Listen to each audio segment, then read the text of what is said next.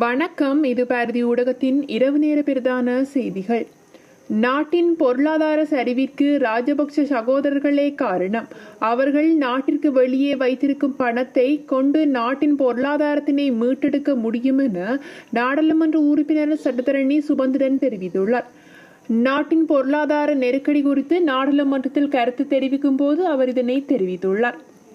உச்ச நீதிமன்றம் விட்டிருந்தால் இந்த நாட்டில் உள்ள 22 மில்லியன் மக்களுக்கு இழப்பீடு வழங்கக்கூடிய அளவுக்கு போதுமான பணத்தினை நாட்டிற்கு வெளியே வைத்திருக்கும் ராஜபக்ஷ சகோதரர்கள் அதனை வழங்கியிருக்க நேரிடும். நாட்டிற்கு வெளியே அவர்கள் நிறுத்தி வைத்திருக்கும் அனைத்து பணத்தையும் நாட்டிற்குள் கொண்டு வர முடியும். அந்த பணத்தை வைத்து நாட்டின் பொருளாதாரத்தை மீட்டெடுக்க முடியும். முன்னாள் அதிபர், அவருடைய சகோதரர்கள் மற்றும் அவர்களுடன் பணியாற்றிய பலர் இணைந்து பொதுமக்களின் பணத்தினை திருடியதனால் நாட்டினுடைய பொருளாதாரம் சரிவடைந்தது.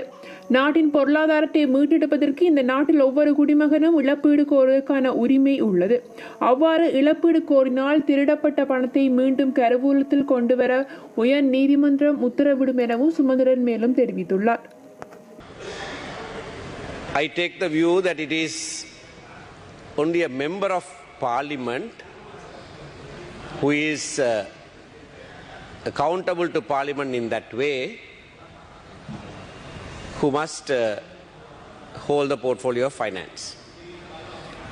His Excellency the President is not a member of parliament, although he can attend parliament and he can answer questions. I take the view that the chief of the executive, who is not a member of the legislature, should not hold that post. Now, having said that, I want to start by welcoming some of the proposals that have been made. For instance, we welcome the increase in monthly cost of living allowance of public sector employees and pensioners. Although insufficient, it's a welcome increase. Also, the increase in monthly allowance for persons with disabilities, elderly citizens and kidney patients, most welcome. Then expediting compensation for missing persons. Now, there was a large sum that was allocated several years ago that was not spent. There is an amount in the Appropriation Act, but over and beyond that, His Excellency in his speech said he is allocating a further sum to expedite the payment. Providing land ownership to farmers, yes, that's a very salutary proposal, and we welcome that. Fishery industry development in the northern region, a long felt need, and in the budget proposal that has found mention, and we welcome that. Construction of houses for internally displaced persons, initiating preliminary work for the water supply project in Jaffna. All of these are matters in the budget proposals that we welcome. However, it is one thing to have these proposals, and it is quite another thing to see them realized. So that is why we have reacted with skepticism when even these welcome proposals are mentioned. We have tracked, of several agencies have tracked the progress made on budget proposals. The Committee on Public Finance has been specially tasked to do this, and between the years 2015 and 2019, I had the honor of chairing that committee, and we started that process, but often came up against a blank wall because there was no information available. And I must say, current chair, Honorable Dr. Harsha De Silva, is also taking a lot of effort to track to see whether previous years' budget proposals have been implemented or to what percentage has it actually been realized. Only 8% of last year's budget proposals, there is even some progress at all. A stupendous 68% has no information at all. No information at all. Then how can we be satisfied? How can we be happy that some progressive proposals have been made? They amount to just words. And I urge the chair of the Committee on Public Finance to sit at least once a month and summon officials to disclose to that committee the progress made on each of these proposals. It must be a continuous assessment process. If not, Parliament cannot actually exercise that powers over public finance. Those words in the Constitution also will become like mere words that are in the budget proposals. So if that is to have any meaning, and in the House, the full House, we will not be able to do that. So now that we have a Committee on Public Finance, I think it would be appropriate to have regular, at least once a month, a meeting to assess the progress on all of these proposals that have been made. I must say that the revenue proposals are wholly unrealistic, and it is not this year alone that it's happening. If this is a trend, then we must know that those are unrealistic. Even in the past years, we have found that it's a habit to make overestimation of revenue and underestimation of expenses. That's the way you show at the budget time, at the budget proposal time at least, that's the way you show a smaller deficit, knowing all too well that that is a false figure, that the deficit is actually much, much larger, several times more. So the revenue proposals are wholly unrealistic. Even now, the reason given for the increase in the VAT percentage is said to be revenue has not been collected as envisaged. So we knew that well before. How did we know that? Because revenue has never been collected as anticipated or as disclosed as the revenue proposal. So we know that. Now that is being said as a reason for burdening the entire population with a VAT rate increase. If the inland revenue properly collected taxes from those who are obliged to pay taxes, we obviously won't be in this state. And that is why in the governance diagnostics, the IMF has correctly pointed to revenue collection authorities, the customs, the inland revenue, as being severely corrupt, high officials being corrupt. My only grouse with that report is that they left the political masters out of it.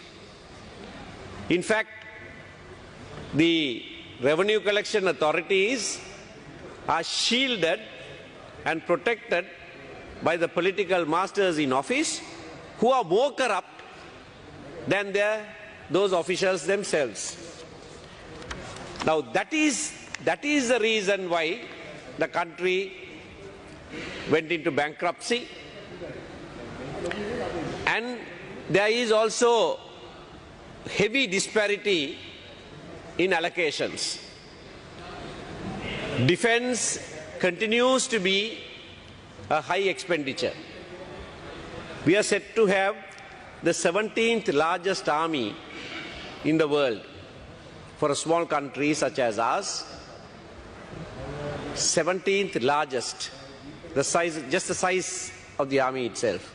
I can understand when, at a time when that was perhaps necessary, but 15 years or 14 years after the internal strife ended, there doesn't seem to have been any effort taken to demobilize the armed forces.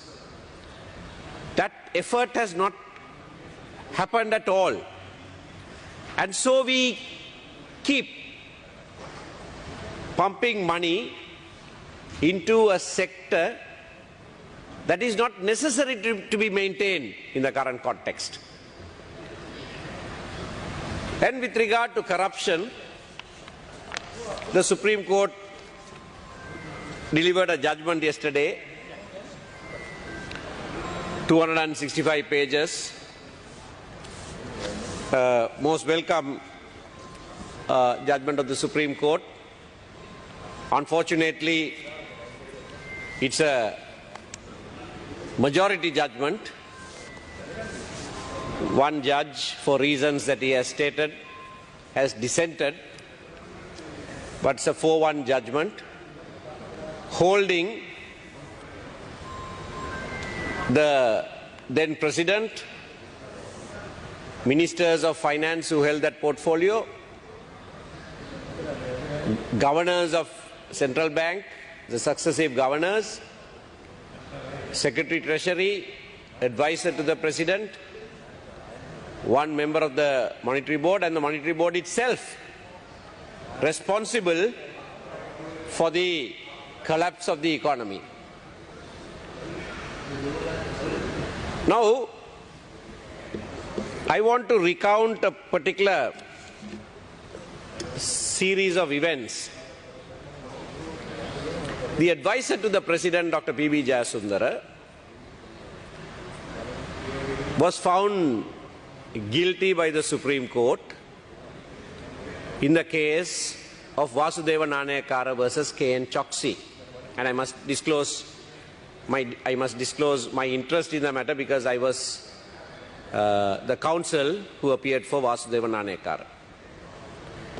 He was found guilty and fined rupees 500,000 at that time by the Supreme Court.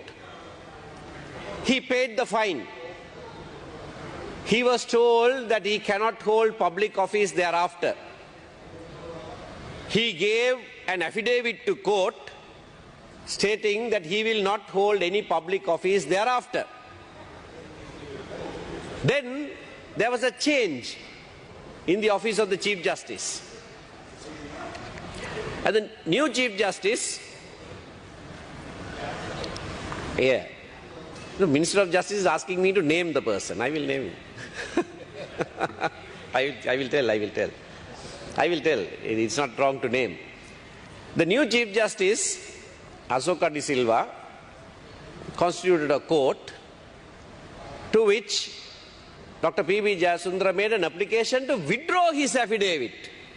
Why? Because then President Mahinda Rajapaksa insisted that P.B. Jayasundara and P.B. Jayasundara alone must be appointed Secretary to the Treasury. As counsel for Honorable Vasudeva Nanayakara, I objected to this. One day the full court sat, 10 judges sat, one judge was unavailable, and then a 7-judge bench allowed it with one dissenter.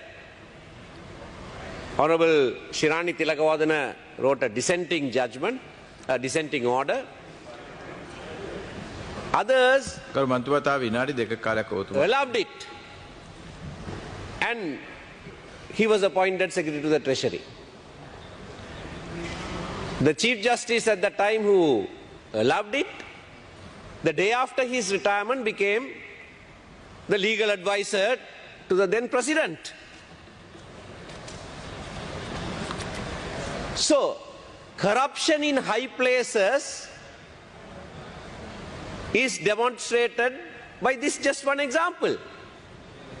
And now the Supreme Court again finds that President, his two brothers, Dr. P.B. Jayasundara and others, responsible for the collapse of the economy. There is one thing that they have not done and that they should have done, the court should have done. In the Easter bombing case, for failure to prevent the attack, the former president, several others were asked to pay hundreds of millions in compensation. But in yesterday's judgment, those who have been found guilty, found responsible for the economy collapsing in this country, don't have to pay any compensation. Court says petitioners did not ask for compensation. No, the court could have granted just and equitable relief. Surely the Rajapaksa brothers have enough money to pay the 22 million people in this country. Surely if a compensation has been ordered, all the money that is parked outside the country can be brought. Minister of Justice himself said several people have parked their money outside the country. It can be brought and the country's economy can be revived just on that alone. Country's economy collapsed because the public money has been stolen by President and his brothers and several those others who worked with them. They have taken the money out of the country. What the Supreme Court should have done is ordered them to pay compensation for every citizen of this country and bring that money into the treasury, and that would have seen the revival of this country's economy. This is not the end. Perhaps due to the, I'm concluding, perhaps due to the nature of the proceedings in the Supreme Court, that is what the court has held. But I'm sure now must start a recovery process from those who have been held responsible by the Supreme Court. And every citizen of this country is entitled to make that claim, to ask them to bring the money back and make this economy stand back again. Thank you.